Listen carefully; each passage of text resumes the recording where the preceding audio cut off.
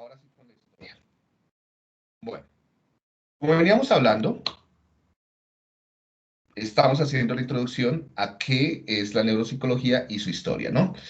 Bien, comencemos hablando del pasado más antiguo de lo neuro en general, no tanto de la neuropsicología, sino del conocimiento sobre el sistema nervioso. ¿Alguno sabe por qué puse estos jeroglíficos en esta diapositiva? Alguien levantó la mano, pero no veo quién. ¿Quién Yo, levantó la mano? ¿Quién dijo yo? Sara No sé. Lucía Moreno. Yo. Ya te vi, Sara. Cuéntame, Sara. Los egipcios tenían un gran interés en el cerebro, en parte por toda la mitología que desarrollaban, y ellos fueron como los primeros en disecarlo cuando estaban en el proceso de momificación. Ajá, sí, tienes toda la razón. Los egipcios se interesaron bastante por el sistema nervioso, por el encéfalo. Y entonces ellos eh, escribieron, ¿sí? E incluso hacían, te parece que tenían técnicas de intervención ahora, técnicas para hacer neurocirugía, ¿no? Y parece que hicieron también algunas descripciones acerca de los primeros casos de afasias o algunos casos de afasia, ¿sí? De alteraciones en el lenguaje. Entonces, a partir de la observación, ¿sí? De qué le pasaba a las personas que iban a la guerra o que tenían accidentes y se dañaban, ese órgano que estaba dentro del cráneo, se dieron cuenta que ese órgano tenía que ver de algo con eh, cómo las personas se comportaban. Bueno, Sofía Gómez, ¿ibas a decir algo? No, iba pues decir lo que ya habían dicho, que en la lectura hablaba de que en Egipto se habían pues, encontrado, creo que eran papiros, hablando de pues, desórdenes como de lenguaje de personas que habían tenido accidentes y que se interesaban mucho por pues, el órgano que estaba en la cabeza y ya. Gracias, Sofía. Dale, ya te doy la palabra, entonces quiero. Bueno, pero este jeroglífico no es solamente porque se refiere a los egipcios, ¿sí? Sino tiene un significado específico. Y es que este era el jeroglífico para la palabra encéfalo, ¿sí? Este es el primer registro, el registro más antiguo de la escritura de la palabra encéfalo. Y es un escrito que data de hace 3.500 años, ¿sí?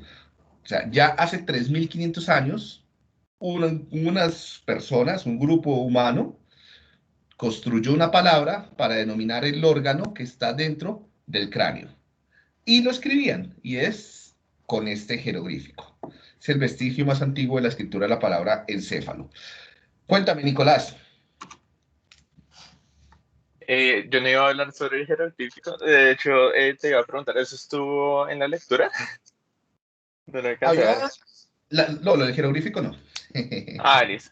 Listo, listo, Nada, listo. es que no ¿Qué les iba voy a a decir? contar lo mismo que en la lectura porque entonces no tendría sentido venir a clase, ¿no? Sí. Cierto, La cierto. idea es que la clase complemente las lecturas, no sea una repetición de las lecturas. ¿Listo? Pero que ustedes sí lean pues, para participar. Gracias, Vale, Nicolás. ¿Vas a vale, decir vale. algo más? Pues sí, iba a decir lo del papiro, que básicamente lo que describía era como desórdenes del lenguaje después de un traumatismo a la cabeza y que fue desde aquí en donde los egipcios empezaron como a relacionar que el cerebro y el comportamiento estaban como estrechamente relacionados. Muy bien, Nicolás. Bueno, una pregunta, ya que estás ahí conectado, Nicolás. ¿Sí? Mm, bueno, recuerden que de aquí en adelante les voy a pedir el favor de que me enciendan la cámara cuando participen, ¿sí? A todos. Pues para verlos, para no sentirme tan solo, porque es que este es el único contacto humano que tengo en todo el día, ¿no? Entonces, necesito ver a la cara a los demás. Bueno, ya te voy a preguntar, ¿tú sabes por qué yo estoy diciendo encéfalo y no cerebro? ¿Y por qué esa palabra significa encéfalo y no cerebro? ¿Por qué ese jeroglífico es para encéfalo y no para cerebro?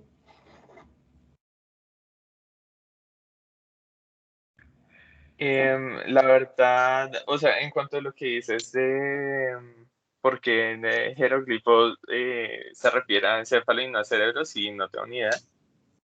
Pero pues encéfalo se refiere a más que solo el cerebro, al sistema nervioso central, ¿no? No, no. Uy, Dios mío, los voy a mandar para psicobiología. A ver, ¿cuál es la palabra? En inglés, ¿cómo se dice encéfalo?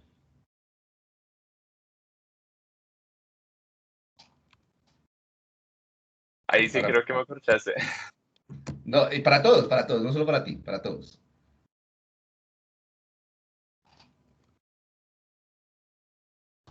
Pues es brain. Brain. Brain. Encéfalo. Brain.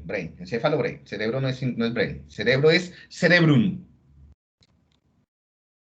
Estamos leyendo mal. Cada vez que leemos brain es encéfalo, no es cerebro. Porque todo lo que está dentro del cráneo es el encéfalo, no el cerebro. ¿Sí? El tallo cerebral, o el tallo encefálico mejor, el tallo encefálico, el diencéfalo y los tractos, comisuras y demás, ¿sí? Todo eso es encéfalo. Los lóbulos, básicamente el telencéfalo, o sea, la corteza cerebral, el sistema límbico es el cerebro. Si recuerden que el sistema nervioso central se divide en dos componentes, digo, encéfalo más médula espinal. Y el encéfalo se divide en 6 componentes. Uno de esos 6 componentes es el cerebro o telencéfalo. ¿Sí? Por eso, como esta palabra es para todo lo que está dentro del cráneo, es la palabra para encéfalo, es brain. ¿Sí? Entonces no es pinky cerebro, sino pinky encéfalo. Todo. Nuestra vida cambia, no mentiras. El uso cotidiano nos lleva a traducir brain como cerebro, y yo también lo voy a hacer muchas veces, pero siendo riguroso, siempre cerebro solamente es el componente de la neocorteza más sistema límbico, no más. Telencéfalo, lo que se conoce como telencéfalo. ¿Sí? Diencéfalo, eh, eh, bulbo raquídeo, protuberancia, tálamo, hipotálamo, eso ya hace parte del encéfalo, no del cerebro. ¿Sí está clara la diferencia? Sí, Sí, todo claro. claro. Sí, profe. Listo. Yo Entonces, tengo una pregunta. hoy ya aprendimos cosas nuevas. Ya se está pagando el curso.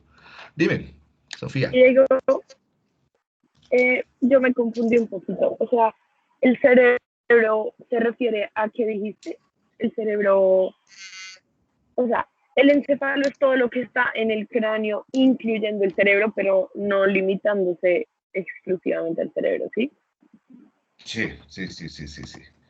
Entonces, recuerden, sistema nervioso central. Déjame ver si acá.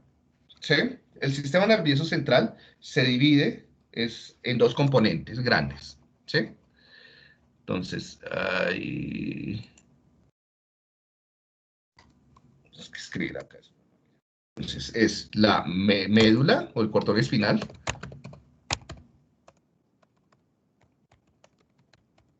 Y el encéfalo.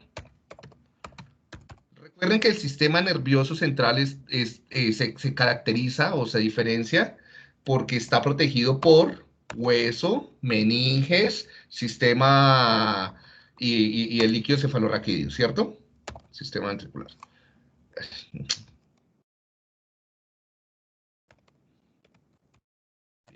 Y entonces, ¿qué protege el cordón espinal? Lo protege la columna, las vértebras, ¿cierto? ¿Qué protege el encéfalo? El cráneo. ¿Sí? A su vez, el encéfalo se divide en 6 partes. Se divide en bulbo, protuberancia, cerebelo, diencéfalo y cerebro o telencéfalo, los hemisferios. ¿Sí? Ahí me faltó una. Bulbo, protuberancia, cerebelo, diencéfalo. Ah, ya sé cuál me faltó. Punto para el que me diga cuál me faltó. Tálamo, hipotálamo. No, tálamo, hipotálamo hace parte del diencéfalo. Dale, Nicolás. Pero la médula espinal no también iba también en el encéfalo, No, ¿no no, era no, como incluida? no, no, no, no, no. Esa parte. O sea, como la parte como superior, porque nosotros habíamos visto en psicobiología que, pues, o sea, primero iba como la médula espinal, después pulpo raquídeo, protuberancia, pues el cerebelo, pues, Sí, no sí, pero necesariamente la después otro como médula, al ladito. sí, pero la médula espinal no es encéfalo. ¿Sí? Es embriológicamente y filogenéticamente no hace parte del encéfalo. ¿Sí? Y anatómicamente tampoco. O sea, las 32 divisiones de la médula espinal, ¿se acuerdan por las vértebras? Es un sistema pues conectado, pero anatómicamente independiente, diferente. Cambio, el encéfalo es lo que está dentro del cráneo. O sea, el encéfalo es solo lo que está dentro del cráneo, ¿sí? Incluyendo los pares craneales y eso. Andrea. Ah, no, sí, Andrea, Laura, sí, dime. O no han bajado la mano, no sé. Ah, no, sí. Que no sé si la otra parte creo que mencionaste que era lo del puente. Puente O el- protuberancia. Puente varolio o protuberancia anular. Ah, Es esto. Y ok, bulbo ok. raquídeo o médula oblongada. ¿Sí? Falta una muy importante, muchachos, donde parte los sistemas dopaminérgicos, donde están los colículos inferiores y superiores, donde está el acueducto de Silvio. Hablen, hay muchas personas. Muchos levantan la mano. Laura, ¿ibas a decir algo? Bajen la mano los que no van a hablar. Que hay como 5 o 6 que levantaron la mano. Laura Bernal, cuéntame. El mesencéfalo, no sé. Mesencéfalo, perfecto. Punto para Laura. Ah, ya es participante. Ya, bueno, pues yo te prometía que antes acá ya tienen 2 puntos solo. Mesencéfalo.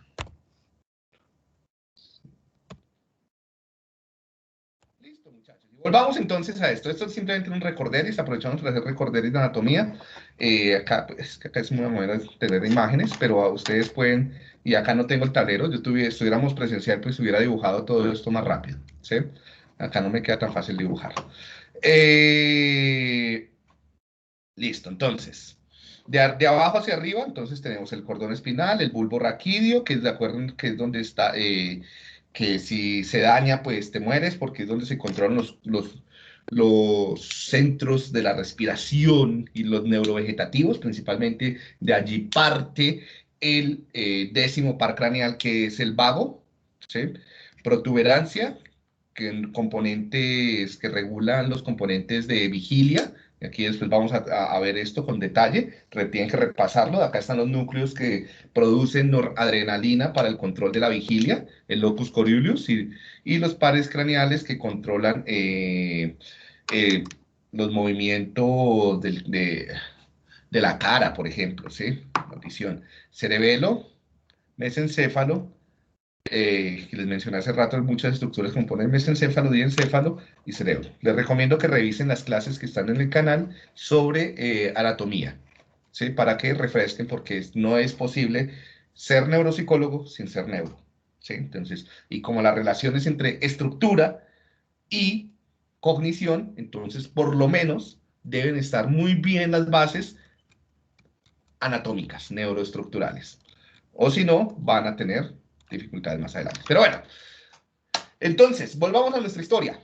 La historia cuenta que hace miles de años unos seres humanos con sociedades más organizadas ya se dieron cuenta que si te dañas lo que está dentro de la cabeza, tu comportamiento cambia, ¿no? Y esto no fue solamente en Egipcio, en Egipto. ¿Por qué mencionamos Egipto? Porque Egipto tenía Era una de las sociedades que se organizó en torno a la escritura.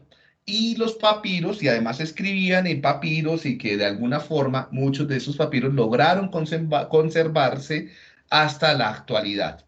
Y además, pues encontraron, algunos antropólogos lograron descifrar qué decían sus papiros, ¿no? Entonces, gracias a esto podemos tener evidencias más contundentes de la comprensión de la relación entre encéfalo, cerebro y comportamiento ya hace miles de años. O sea, esto no es nada nuevo. Bien. Otras evidencias, además de este papiro, son los huesos. Los huesos no se deterioran tanto como eh, otros tipos de escrituras o la tradición oral. Básicamente, antiguamente era más con tradición oral. ¿Sí? Entonces, los huesos nos dejan a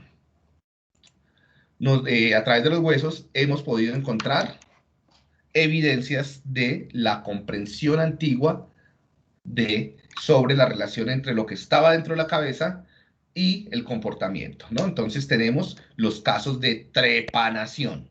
Muchísimas sociedades humanas a miles de kilómetros de distancia y también de cientos de años de distancia y sin conexión cultural, llegaron a la misma conclusión y es lo que está dentro de la cabeza está asociado con cómo las personas piensan, hablan, se mueven, etcétera, ¿sí? Y esto pues es observación, ¿no? Entonces, vemos trepanaciones tan antiguas como 7.000 años. Hay cráneos trepanados de hace de alrededor de 7.000 años, los cuales muestran que, y además no es que le hicieron un hueco en la cabeza a una persona y ya, y se murió. No, estas personas no morían, porque si nos damos cuenta, estos cráneos están cicatrizados. ¿Qué implica que un cráneo esté cicatrizado? Primero, para que el hueso cicatrice pasan por lo menos 6, 7 meses, ¿sí?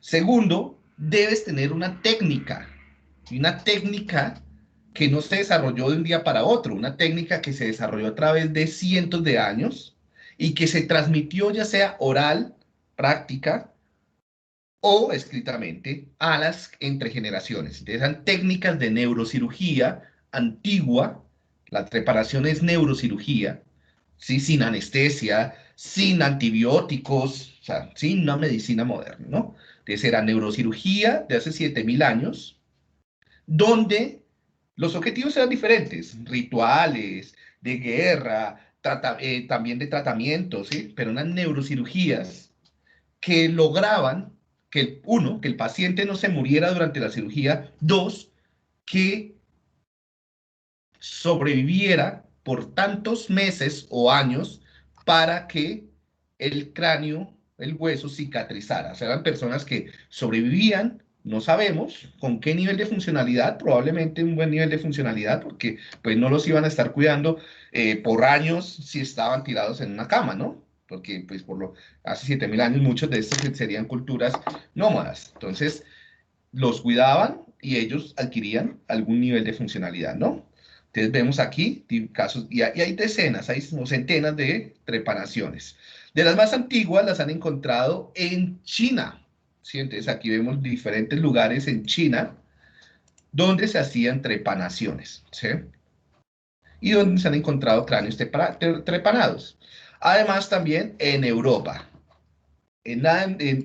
Hay una dispersión de lugares europeos en los cuales en España, en Inglaterra, en Italia, ¿sí? En Croacia y un poco más hacia los Balcanes. Entonces, ¿dónde se hacían trepanaciones? Turquía, bueno, que es la Turquía.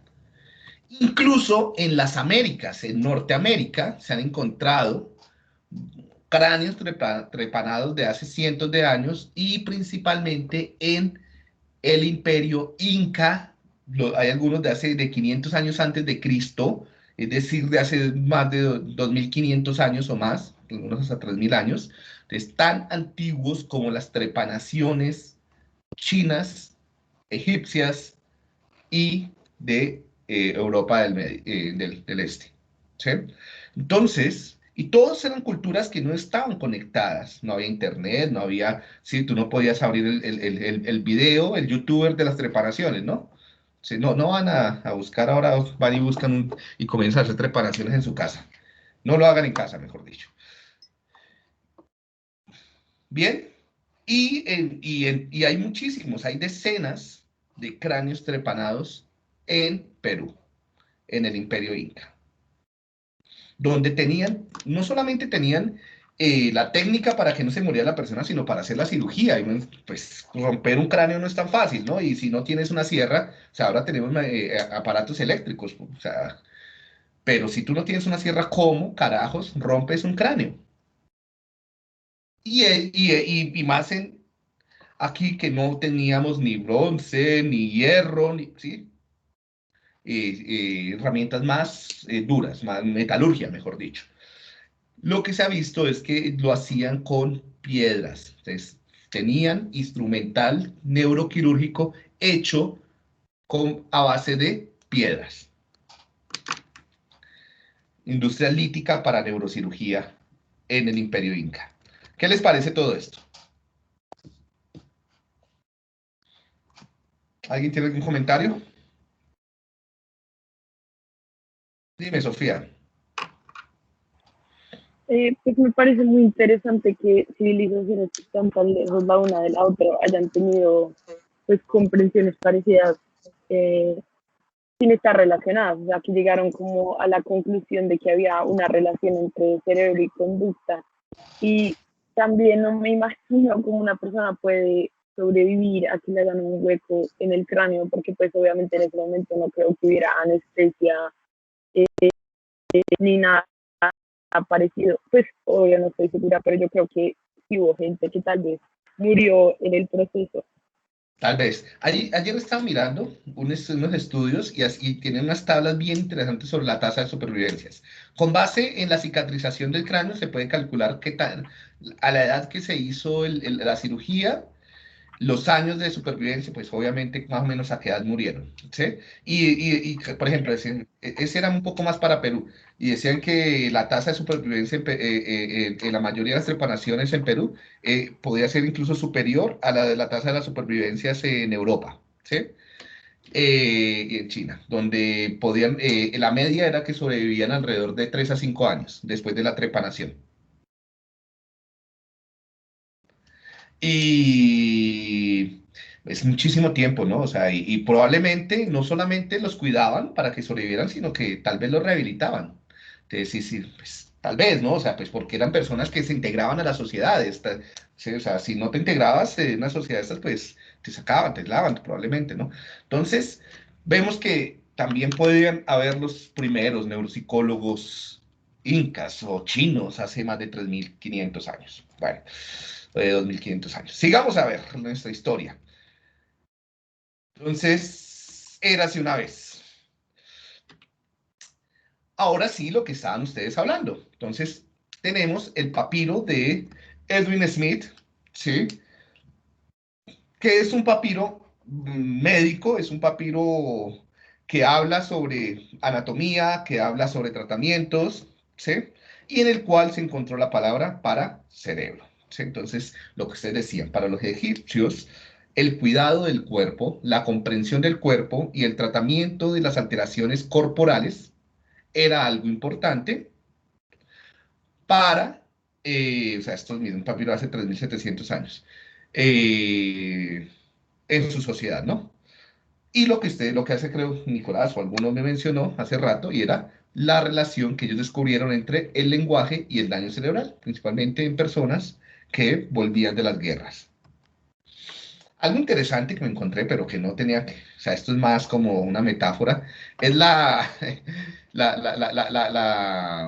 similitud que tiene el diencéfalo con el ojo de Horus, ¿sí? No quiere decir que el ojo de Horus salió del diencéfalo, tal vez sí, tal vez no, no creo, no creo, ¿sí? Pero simplemente eso está en internet, ¿no? Entonces, ustedes tienen el ojo de Horus, el tercer ojo, en su diencéfalo, en el tálamo, la glándula pineal. Bueno, ya hacia en la Edad Media, ¿sí? Ya casi llegando hacia el Renacimiento, vemos cómo la trepanación fue algo más institucionalizado en Europa, algo más común, a tal punto que incluso, por ejemplo, los navegantes tenían un kit de neurocirugía, un kit de trepanaciones. Si tú te ibas, duraban meses, ¿sí? 6 meses o años incluso en el mar, ¿no? Lejos de cualquier sociedad y pues de tecnología. Entonces ellos llevaban muchas cosas que les pudieran servir. Entonces, ¿qué tal si tú estabas por allá en la mitad de, del Pacífico, digamos, o del Atlántico, y en ese momento alguno de los tripulantes se lesionaba la cabeza, ¿no? Pues para que no muriera, el capitán ¿sí? Sacaba su kit y eran capaces de hacer en el barco una trepanación para descomprimir la presión intracraneal, ¿sí? Adicionalmente, esto pues era el kit naval de trepanaciones, ¿no? Con todo esto se podía hacer una trepanación. Sería chévere buscar en subasta a ver si todavía los venden para tenerlo como historia, ¿no? No para hacer reparaciones en casa. Como una colección. Bueno, adicionalmente, habían en casas de médicos todo un equipo de personas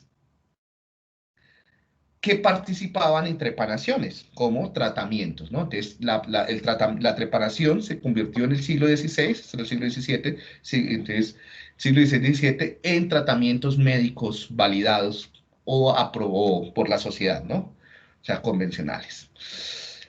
Y esto, pues, es una representación de cómo sucedía una trepanación, ¿no? Pues, sin anestesia, ¿sí?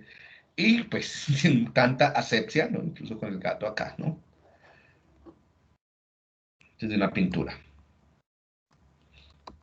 Bien, hay bastantes de representaciones de cómo se hacía, incluso en monasterios y demás, se hacían las trepanaciones, ¿no?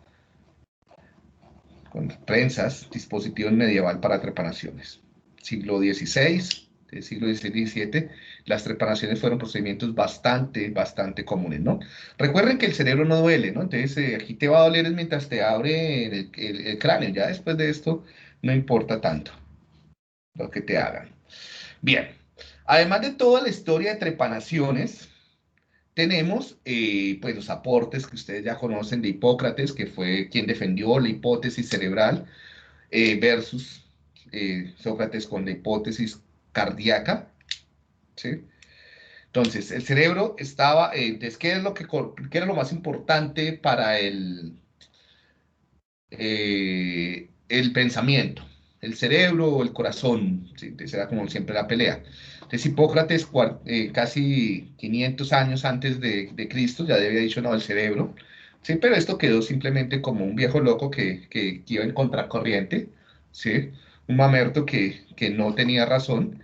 Y solamente después, casi 700 años después, Galeno, con sus trabajos con animales, pudo dar evidencias, podríamos decir que fue el primer trabajo experimental en neurociencias, donde se dio la prueba contundente o una prueba muy importante para decir, mire, en realidad lo que está dentro del cráneo es lo importante para controlar el comportamiento, ¿no?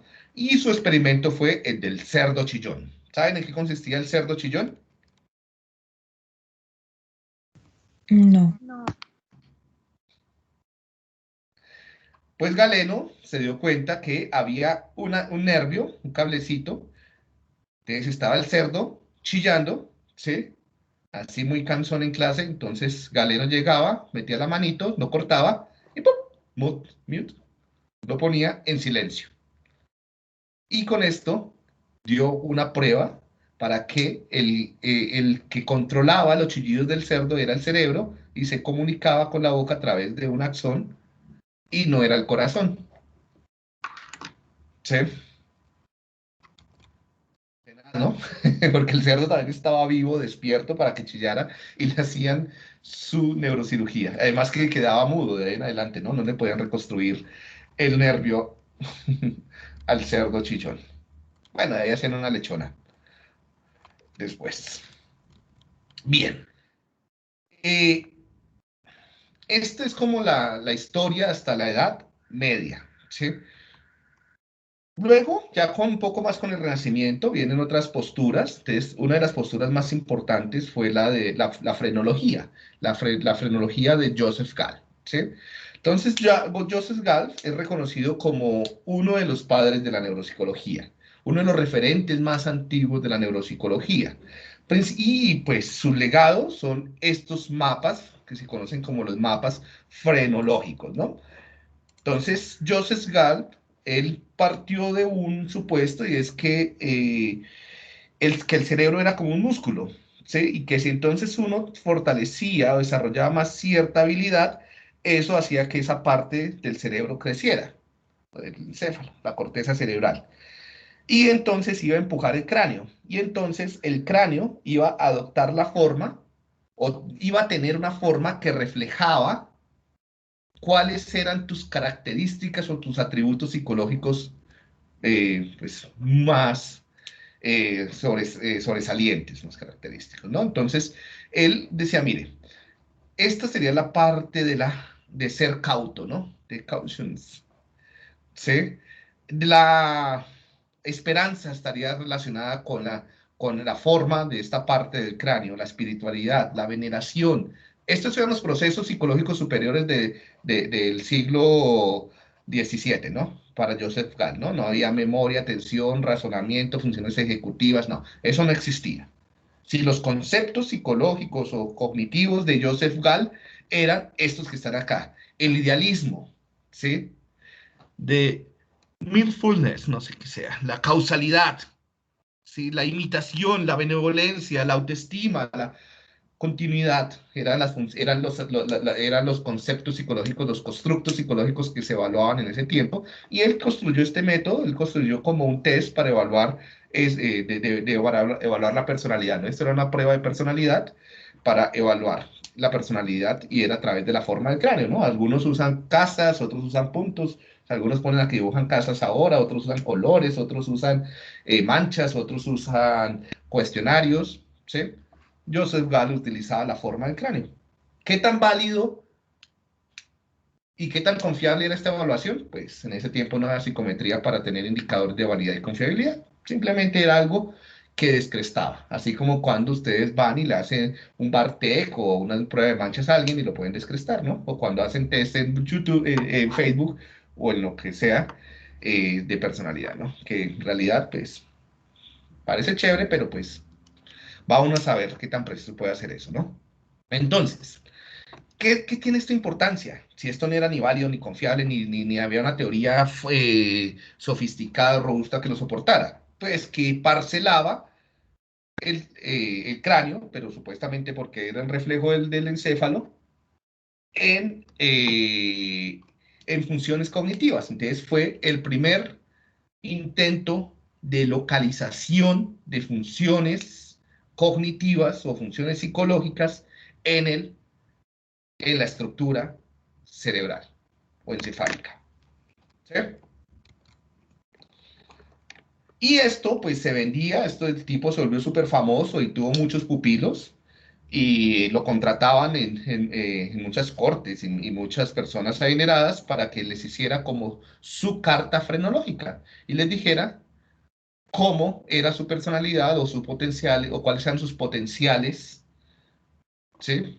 Muy parecido a lo que hace una evaluación psicológica de habilidades o de destrezas, basado pues, en este tipo de teorías o de mapas.